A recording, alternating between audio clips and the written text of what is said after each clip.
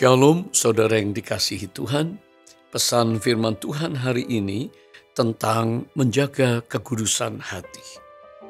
Mari dengarkan renungan harian Bread of Life yang diambil dari kitab Ulangan 16 ayat 21 dan 22. Janganlah engkau menanam sesuatu pohon sebagai tiang berhala di samping mezbah Tuhan Allahmu, mezbah yang akan kau buat bagimu.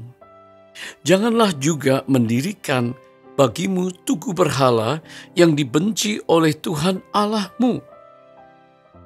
Ini suatu larangan menanam pohon berhala dan mendirikan tugu sembahan di dekat mezbah Tuhan.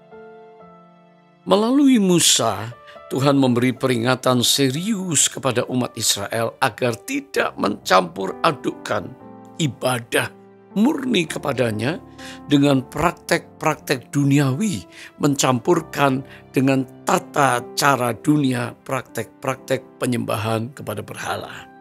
Di balik larangan ini tersimpan pesan yang sangat dalam dan kuat, bahkan relevan bagi kita saat ini.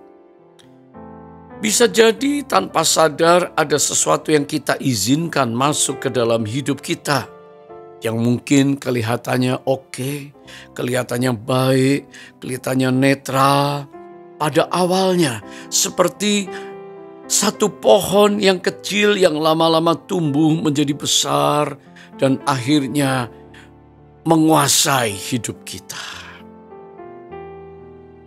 Tuhan tidak ingin dinomorduakan. Tuhan tidak ingin juga posisinya digantikan oleh hati kita yang menyembah. Sebagai orang percaya, Alkitab adalah segalanya. Sebagai pemercaya, Yesus Kristus Tuhan adalah segalanya. Allah yang harus kita hormati dan kita sembah. Tuhan ingin kita punya standar hidup dalam ibadah kita, dalam worship kita, hanya kepada Dia. Tuhan mau kita menyembah dengan hati yang tulus dan tidak terbagi.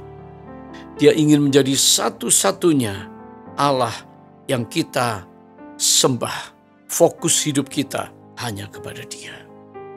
Saudara, Amsal pasal 6 ayat yang ke-16 sampai 19 berbicara tentang apa yang Allah benci. Namun juga ada apa yang Allah sayangi pada kita, yang Allah berkenan kepada kita. Seharusnya itu yang menjadi yang utama. Dikatakan di sini 6 perkara ini yang dibenci Tuhan, bahkan 7 perkara yang menjadi kekejian bagi hatinya. Mata yang sombong, lidah dusta, tangan yang menumpahkan darah orang yang tidak bersalah, hati yang membuat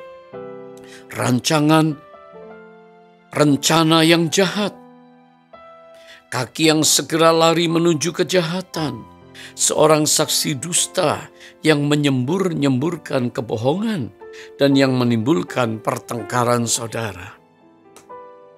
Ini yang dibenci oleh Allah. Namun mari kita beribadah sebagai orang percaya. Apa yang disenangi, yang diinginkan oleh Tuhan. Hati seorang penyembah yang rendah hati setiap saat berkata, Tuhan, apapun yang terjadi di sekitarku, apapun yang kami hadapi sebagai tantangan, kami tidak akan terpengaruh dan dipengaruhi, bahkan ditipu oleh iblis untuk mempercayai hal-hal yang lain. Karena kami tahu hidup kami ada di dalam kepedulian Allah. Hidup kami ada di dalam kontrolnya Allah. Dan kami tidak pernah salah jalan. Kami mau berjalan dan menyembah, beribadah hanya kepadamu saja. Kita akan akhiri renungan hari ini dengan berdoa bersama-sama. Mari kita berdoa. Bapa kami yang di dalam surga, Engkau yang hadir dengan Roh Kudus-Mu, di dalam nama Yesus kami datang untuk meminta ampun kalau ada hal-hal kecil yang tumbuh dan menjadi besar yang kami percayai, yang kami ikuti tanpa keterlibatan Tuhan, ampuni kami. Kami mau memurnikan ibadah ini, dan kami mohon Engkaulah Roh Kudus yang memurnikan hati kami, supaya kami hanya fokus beribadah kepada Engkau dan menyenangkan hati-Mu. Kami percaya hari ini adalah hari pembaharuan, di mana kami disingkirkan dari segala hal yang tidak berkenan bagi Allah, karena pekerjaan Roh-Mu yang telah menolong kami untuk kami bertobat. Di dalam nama Yesus Kristus kami berdoa dan bersyukur. Haleluya. Amin.